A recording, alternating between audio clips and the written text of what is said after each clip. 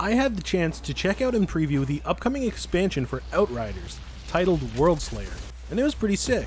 The environments were nice to look at, the loot was neat, and the enemies were fun to blast away.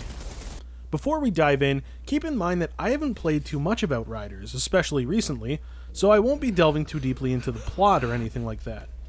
I'm primarily focused on how fun the game was and how the experience of the preview event was overall. Right off the bat, I was designated team leader, which terrified me.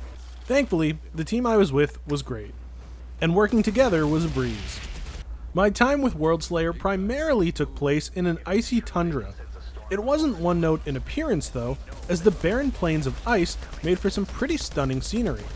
The eerie little village we visited after was a refreshing mix-up too, leading to some dandy variety in locales in just the hour or so that I played for.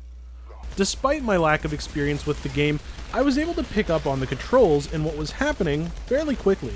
It'll be a bit tough to rate certain facets of the gameplay, as I was playing remotely through the Parsec application, which can lead to delay no matter what the circumstances are. But I can say that it was a lot of fun regardless. I chose the Trickster class because they're the goofiest to mess with, and got to work slowing down enemies and hacking them apart. That move where you turn them into a skeleton is pretty cool. We were a pretty well balanced team, so everything went pretty smoothly for us from the get-go. Throughout the demo, we picked up a fair amount of equipment, as you could expect from a looter shooter such as this. It all looked pretty sweet, and had a variety of diverse visual themes. After fighting some pretty big monsters, we ended up in a little fishing town, which is where stuff started to get really interesting to me. One character told us all about the history of the town, and the legend of a vengeful fisherman who haunts the small marshy town. I thought it was just fun world building as we plowed through grunts and the like without a care in the world. The best part came towards the end of the playthrough, when my teammates and I battled the legendary fisherman that we had heard so much about.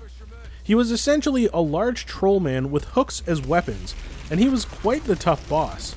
He threw hooks, taunted our team, and just generally intimidated us with his huge physique and monstrous health bar. He was a total damage sponge, which I know some people will have mixed feelings about. It definitely took a bit too long in my opinion, but that might just be because it was 3 of us. It took a few revives and a metric ton of ammo, but we managed to topple the fierce fisherman on our first try.